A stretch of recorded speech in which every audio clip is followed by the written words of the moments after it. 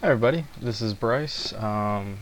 Sorry about the volume in the last tutorial. Hopefully that'll be fixed this go around. We're going to carry on with our alien guy here. As you can see, really not much has changed since the last tutorial. I think I may have thrown in a little bit of tightening up on it. But anyway, what we're going to go over in this tutorial, I'm going to show you some nifty tricks with the DAM standard to add details.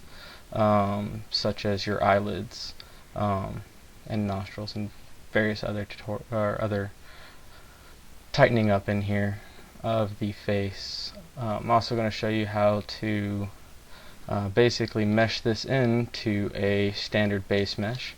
This is one of the default base meshes that come with Silo. It's called, I think, just standard man with shoes, if I'm not mistaken. Really useful tool. I like to use it in some of my sculpts just to get some of that base in there without having to do too much work. So anyway, I'm going to go ahead and do that. First, let me just load up our DAM standard.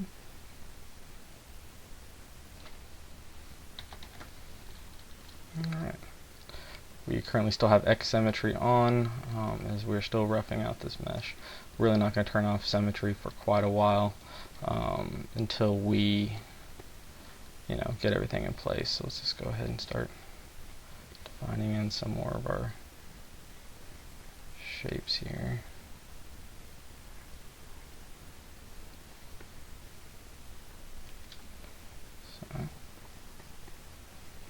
Sorry about the delay between the last tutorial and this one. Holiday season's got kind of rough for me. A lot of work, a lot of overtime. So just give that a brow ridge there.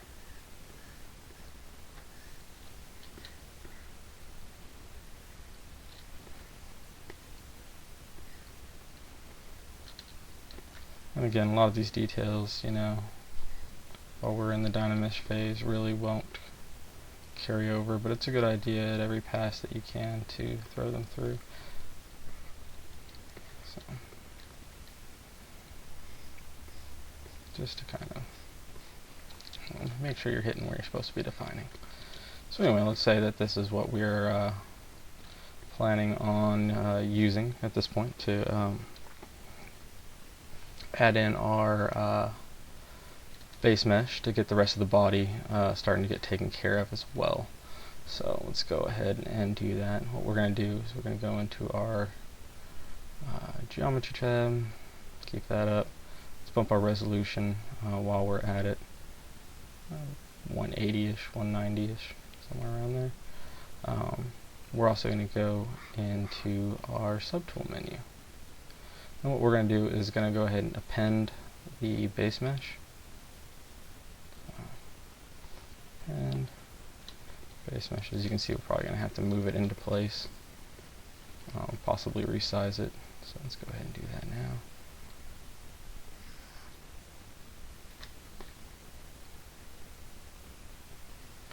You want to make sure you're in a, for the most part, perfect side view, or else, well, that's going to happen.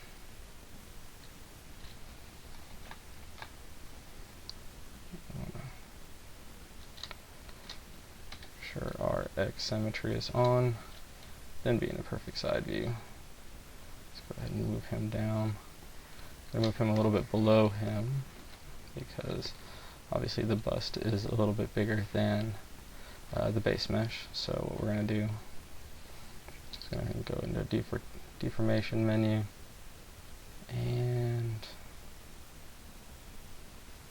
in our size, make sure X, Y, and Z are turned on, or else he's going to start shaping really funny. Move that up near about 100.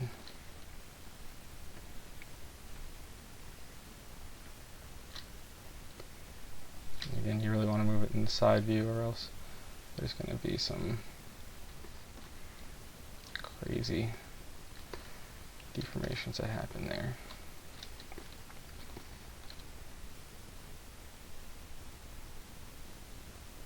Just want to kind of line it up.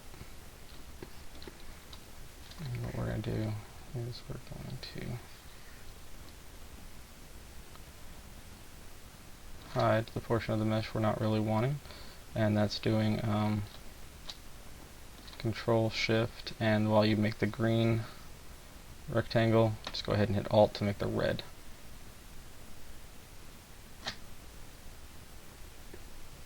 And we just inverted that, so just do Control Z to get rid of that. See, we're a little big for our man, our alien guy here, so let's go ahead and just reduce that. This is where you want to move from the front. You see how I was saying with the shape changes when you move from the front, so again, you want to move from the side. Okay, that seems to be meshing in quite nicely. So I chose this one with the shoes, because I really don't want to have to deal with toes at this point in time. That's a lot of useless detail at this phase of the mesh. We can always pull it out with snake hook since we are still playing with Dynamesh. So what we want to do is move the selection up. If I hit the right button there. Okay. And what we're going to do is go back into our Dynamesh alien guy, and we are going to merge down. Hit OK. So you can see now it's all one mesh. Back into our draw mode. We want to make sure group is turned off, and let's go ahead and remesh.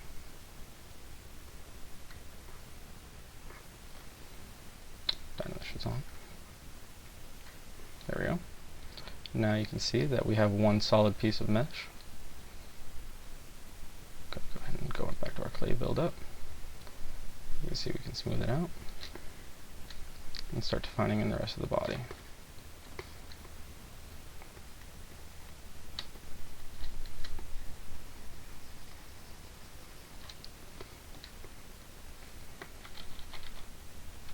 So again, going back in and putting in some of the details that we had already had. Like our clavicle bone here.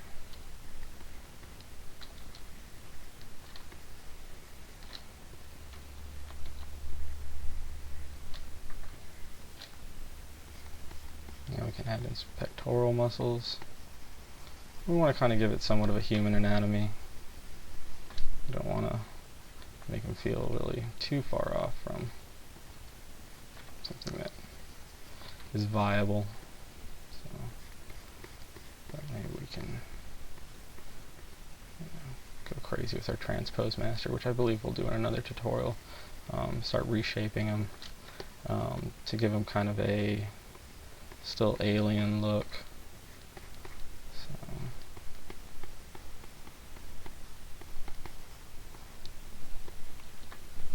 I'm not going to go too far into modeling their anatomy in the nether regions, as this is YouTube.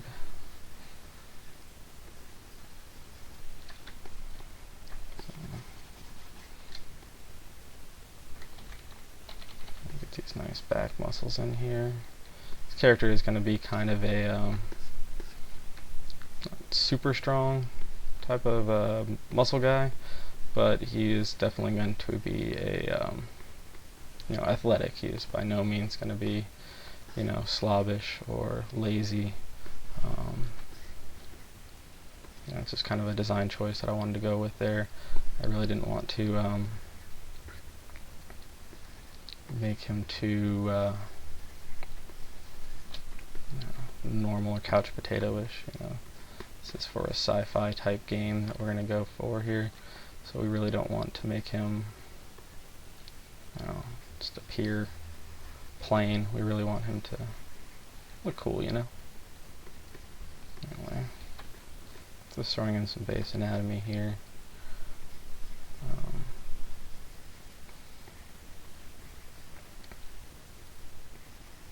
If you can, I highly recommend life drawing classes. They really help with learning base or anatomy. or even sculpting classes. Sorry, you may notice some skips in the audio here. I'm trying to use some different software, which unfortunately has some limitations to it as far as recording time. Again, by no means is this 100% accurate anatomy. I'm not really going for that anyway. It's an alien, so doesn't have to be. I think one of the next tutorials I'll go over some different cool tricks we can do with the hands. I just kind of wanted to lay out some, generic anatomy so we can kind of, at all stages we want to make the character presentable. While you never want to turn it in like this or hand it off to another artist for completion at any point in the phase of your modeling. Your art director can walk in, or a peer can walk in and go, "Hey, what are you working on? I want to get an update."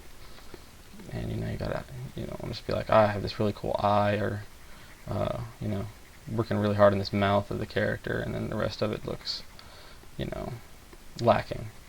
Now you can kind of get away with that in the that bust phase that we were working on earlier, because you're just working on the head of the character. But again, eventually you're expected to produce a full character at the end of the day.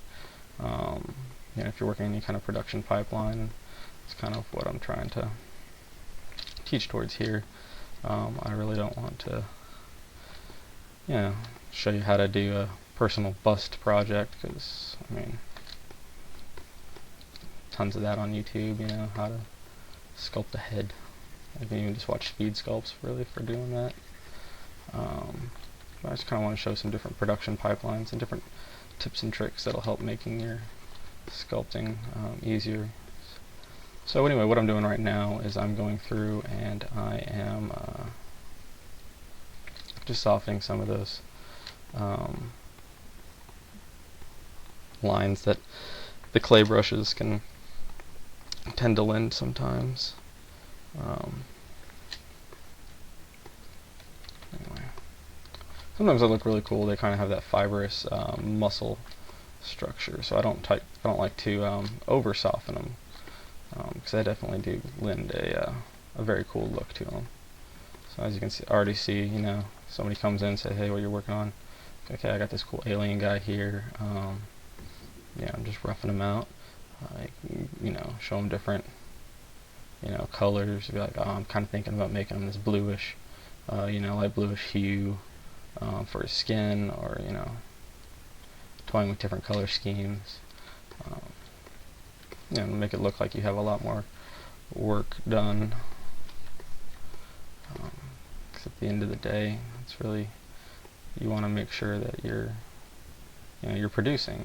That's what your bosses are going to want, and that's what you're going to want, is to continue producing, so you have that job at the end of the day. So anyway, what we're going to do here is some of the stuff that I teased at the beginning, is work on the eye a little bit more. So let's go ahead and take some of that puffiness out of it. Ooh, I love how Zbrush can sometimes do that. There we go. So I want to move that back up a little bit. So we're going to go to our move brush,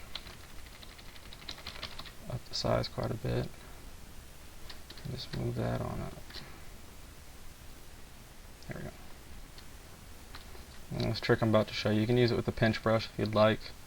I prefer the damn standard myself, just because it adds a little bit of shape to it while it's pulling on the geometry. So anyway, what you do is you hold Alt to do the inverse, which is actually making this an additive brush rather than a subtractive brush. And you just go across the inside of the eyelid.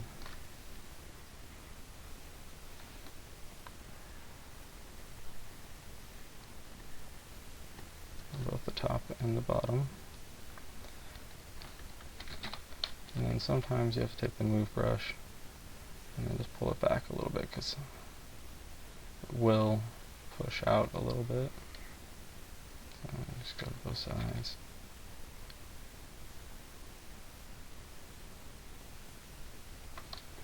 And do that there.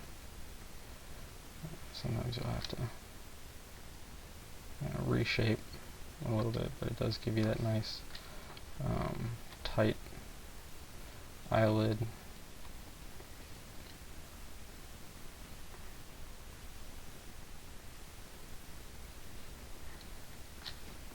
There we go.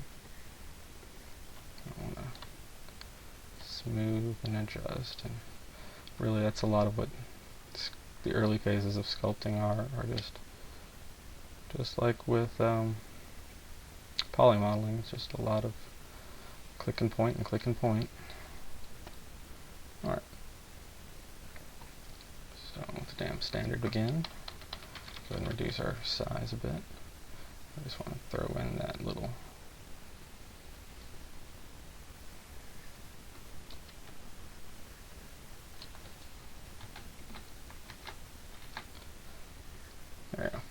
little line there to kind of give an indication of the eyelid. Just define some more of the shapes since we have a little bit higher resolution here. Still for the nose, I'm not 100% what I want to do. I know I want to have the mouth kind of like that. Maybe we'll go for a human-ish nose, or I don't know. So at this point, let's go ahead and bump our resolution up. I don't know why it didn't stick at the 190, but let's go ahead and go up to around 250, 240-ish.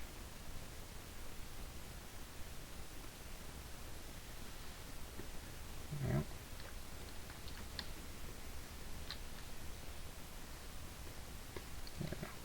Now we got a lot more detail we can work with, so back in that.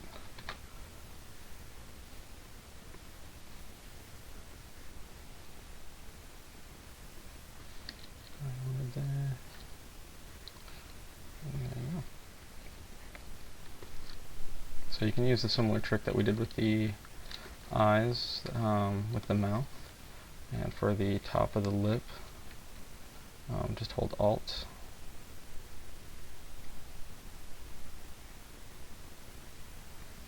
Down the inner part of the lip, just let it go,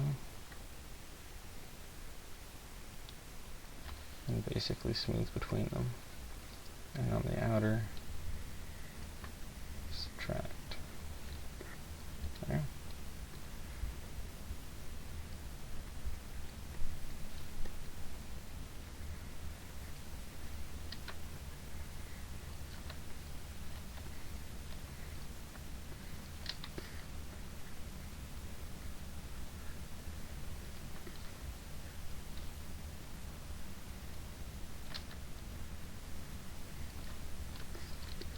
You don't want to over smooth because again when we throw up the subdivision levels it will take care of a lot of the smoothing for us. So let's go ahead and let's go with our snake hook and let's pull out the nose. So we'll give it some shape. Let's go with kind of a nose. Oh, I'm not a big fan.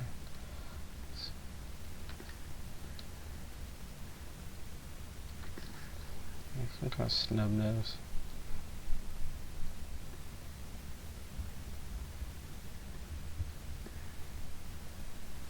There we go. Got some cool shapes there. So let's just go ahead and throw in some details with our damn standard. It's a little too heavy.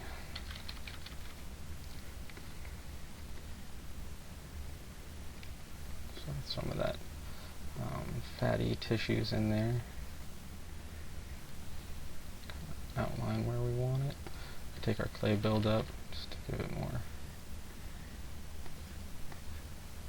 fattiness to it.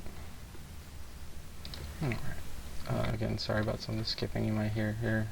I'm going to be working on getting something a little bit better for our recording here, but at the time we have what we have.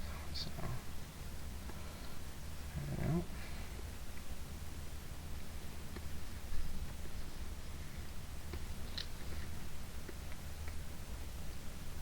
It has a nice effect to it there.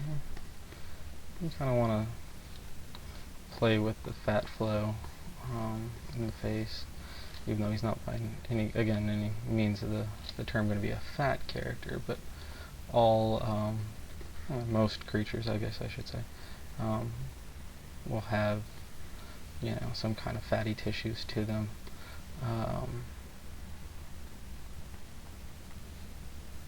You know, it's not a means of just being fat, you know, it's just part of their, you know, their anatomy. And this guy's particular anatomy, he's got some, you know, fat folds on his nose, you know, region.